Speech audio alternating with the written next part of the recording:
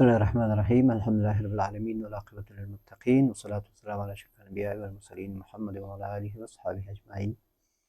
په دې ویډیو کې زه تاسو ته د ښه خوب نښې او نښانې هغه بیانوم، ځکه 3 رقم خوبونه دي د الله تعالی لخوا، د نفس لخوا، د شیطان لخوا. دا په حدیث شریف کې راځي. څنګه پوه شو چې زما خوب صحیح خوب ده او تعبیر لري او تعبیر باید وغوښتل سي؟ نبی علیه السلام د ښه خوب لپاره 2 اصطلاحګانې یا 2 تعریفونه بیان کړي دي چې یو ته وایي رؤیای صالحه، یعنی صالح خوب، یعنی پوره، سلامت، صالح، کامل، پوره او سلامت وي او صالح وي، ښه وي. او بل تعریف چې ورته کړی ده صادقه، رؤیای صادقه، یعنی هغه رښتینی خوب. رښتینی خوب، دا خوب چې دا وایي دا د الله تعالی لخوا ده. چې کله مسلمان دا خوب وګوري نو باید خوشحاله سي دې خوب ته. هر خوب چې تا خوشحاله کوي او ښه صفا معنا ولري، لکه کعبې ته لاړې، حج و عمره دې وکړه، جومات، مونځ، تلاوت او یو چا سره ښه کول، څومره څه ښه خوبونه دي چې په هر شکل باندې وکتل شي، یا ته وګورې یا بل څوک ستا په حصه کې وګوري، دغه خوبونه ټول رؤیای صالحه یا رؤیای صادقه یا ښه خوبونه دي چې دا باید مسلمان دې ته خوشحاله سي، ځکه دا د الله تعالی لخوا وي او دته الله تعالی په دې خوبونو سره تسلي ورکوي. وختونه بیا څه وخت دي؟ وخت بیا دا ده چې کله د اذان سهار اذان نه مخکې دغه وخت کې خوب وکتل شي، یا ته سهار د اذان نه بعد جګېږي هره ورځ، د دې نه لږ مخکې چې ته خوب وګورې، چې کوم وخت کې ته له خوبه جګېږي دغه وخت کې خوب کتل دا صحیح نه وي اکثر، ځکه ستا د جګېدو وخت او د مونځ اراده لري یا د هر عبادت اراده لري، نو شیطان په دې وخت کې غواړي چې تا مصروف کړي. یو شیطاني خوب در باندې ګوري، تا غواړي مصروف کړي، نو دا خوبونه بیا تعبیر کېږي نه. او هغه خوبونه چې هغه خوب ته وګورې د شپې 1 او 3 بجې راویښ شوې، 3:30 بجې، 4 بجې،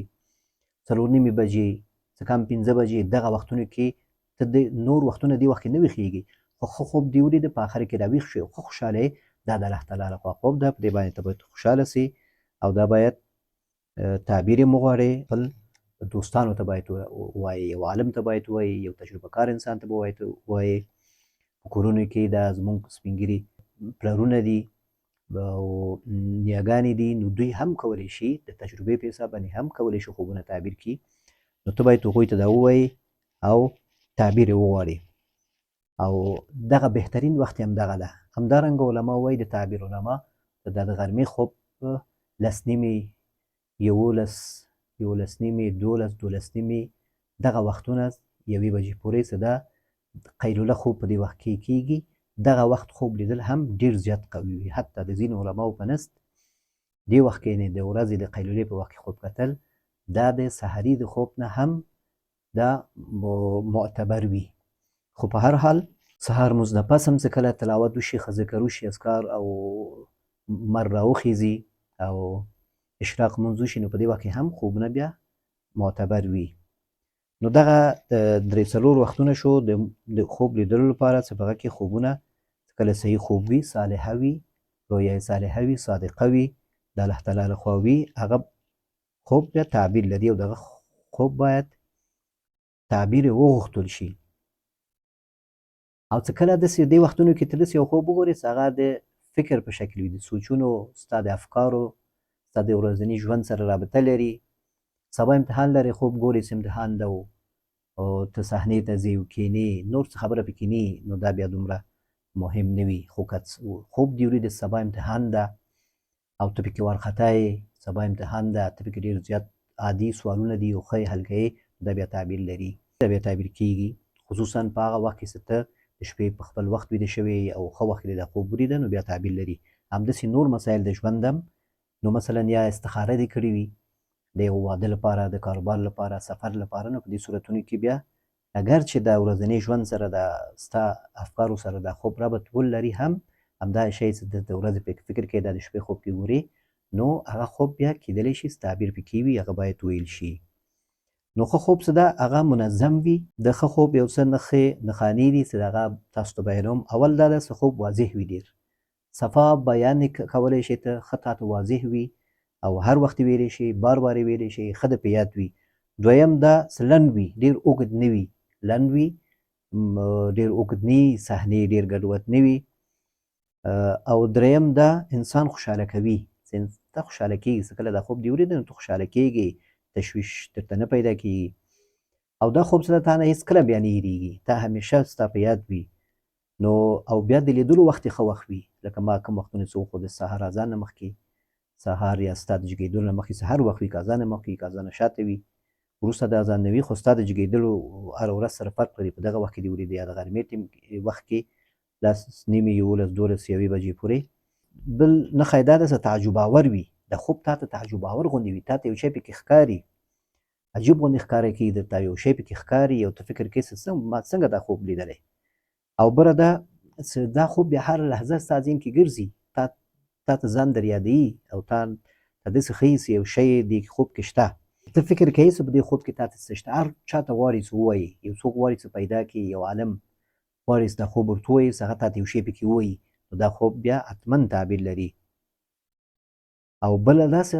دا خوب دې ولیده نو ستا عمل صحیح وي، د شپې لکه صحیح ویده کېږي، په خپله وخت ویده کېږي او یو مهم کار کې د دعاګانې هم کوې، نو ستا خوب بیا حتما یو معنا لري. ځکه نبي علیه السلام وایي چې د آخر زمانې د مسلمان خوب چې ده دا دروغ نه وایي، د آخر زمانه چې کوم مسلمانان دي د دوی خوبونه دروغ نه وایي، او بیا چې ډېر یو صادق انسان وي، د خوب لیدونکي چې کله صادق وي، رښتیا ویونکی وي، د ده خوب هم بې تعبیره نه وي، معنا پکې وي او باید د معنا غوښتونکی شي. او څه کله همدغه نښانې ستا په خوب کې وو، نو ستا ښه خوب ده. تقریبا 10 نښې شوې چې ما تاسو ته بیان کړ، یو ور بیا یې درته بیانومه. واضح وي، لنډ وي، همیشه دې په یاد وي، تا خوشحاله کوي، هېڅکله درنه نه هېرېږي درنه، او لیدلو وخت یې صحیح وي، تعجب غوندې ښکاري، هر وخت ذهن یې ګرځي او فکر کوي چې په دې کې څه شته، او دا خوب لیدونکی ښه انسان وي او یا صادق وي، په خبرو کې رښتونی وي، نو دغه خوبونه چې دي بیا دا ښه خوبونه دي، دا باید ویل شي، مسلمانانو ته هم بیان شي، خپل دوستانو ته هم باید بیان کړي، تعبیر هم وغواړي او امید هم ورته ولري او کوشش وکړي چې هر چاته یې ونه وایي،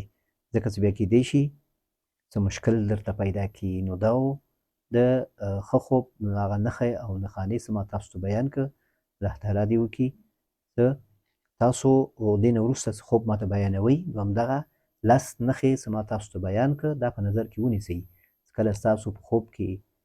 دغه شرایط نه و یا یو بل څوک تاسو ته خوب وایي چې دا زما خوب تعبیر پیدا کړه، چاته ولیږه چې تعبیر یې کړي، نو دغه 10 نښې نښانې ما تاسو ته په دې ویډیو کې بیان کړ. که سم پوه شوي پرې نه نو ویډیو به یې ور بیا وګورئ او ښه وګورئ، ښه ځان پوه کړئ چې بیا داسې نه شي چې کله کله داسې ځینې خوبونه وي چې هغه رازونه پکې وي، نو هغه بیچارهګان هغه خوب ووایي او بیا وروسته پښیمانه هم شي چې د خوب کې شی نه و، نو دا ولې دا خوب ما ویلی، ولې دا رازونه دا مسایل زما افشا شو. نو ښه خبره دا ده چې تاسو خپل خوب کې لږ تجربه پیدا کړئ، خپل خوبونو کې لږ فکر وکړئ، حتما چې خوب ګورئ نو یو نتیجه هم ترې اخیستلی شئ. څوک چې عمر یې زیات وي، څوک چې خوبونو ته اهمیت ورکوي، هغو سره یو تجربه پیدا کېږي د خوبونو په باره کې، نو هغوی بیا همیشه پوهېږي چې په دې خوب کې چې شته او په دغه خوب کې چې نشته، او حتی ځینې وخت تعبیر هم کوي، خپل یو شی پکې وایي، نو هماغسې بیا کېږي، اکثر کسان ماته وایي. نو چې کله خوب ماته لیږئ نو همدغه 10 نښې دا پکې وګورئ، که دا پکې و خو ماته خوب ولیږئ، که دا پکې نه و نو خوب مه لیږئ ماته. اکثر زنانه وي هغوی بیچارهګان اوږده خوبونه ګوري او هغه بیا ماته وایي خوب بیان کړي، حالانکه هغه خوب هېڅ اهمیت نه لري. لکه دا څو ورځې مخکې 7 دقیقې یو زنانه هغه همیشه ماته خوبونه وایي، هغه 7 دقیقې وایس اواز یې ثبت کړی و، ماته یې لیږلی و چې خپل خوب یې بیان کړی و، پکې مختلفې صحنې پکې ټول همدغه روزمره د ژوند خبرې پکې وي، او دا بیا ما ورته ویلي چې دا تعبیر کېږي نه. نو سړی باید خپل وخت هم ضایع نه کړي او بل چاته مزاحمت ونه کړي او دا خوب هم بیان نه کړي، چې دې سره بیا انسان ته تشویش پیدا کېږي. ځکه د خراب خوب په باره کې نبي علیه السلام وایي چې تاسو چې کله خراب خوب هم ولیده، په هماغه شپه کې چې کله تاسو خراب خوب په آخره کې سړی ویښېږي، د ښه خوب په آخره کې سړی ویښېږي او د خراب خوب په آخره کې هم حتما راویښېږي. نو دغه خوب بیا چاته وایي مه بیانوئ، د خراب خوب چاته مه بیانوئ، بلکې په هماغه شپه کې بیا ستاسو راویښ شوی وئ، اعوذ بالله وایئ، اعوذ بالله وایئ، د الله نه خیر وغواړئ، د خوب له شر څخه الله ته پناه وغواړئ، او چپ طرف ته د لاړې تو کولو 3 ځلې داسې طریقه وکئ، او دا خوب چاته مه بیانوئ.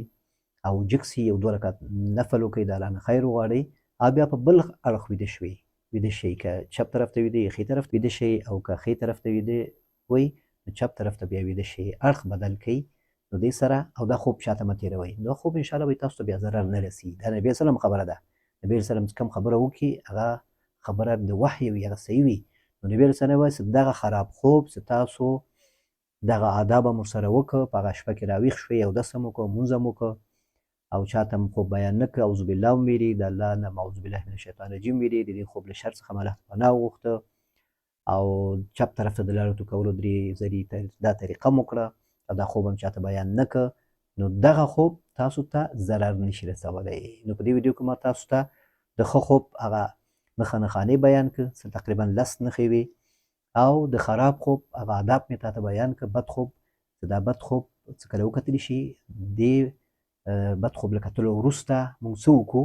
نو دغه طریقه چې موږ وکړو انشاءالله نو زموږ ښه خوب تعبیر کېږي او زموږ خراب یا بد خوبونه هغه د شر نه موږ خلاصېږو الله تعالی زموږ حفاظت کوي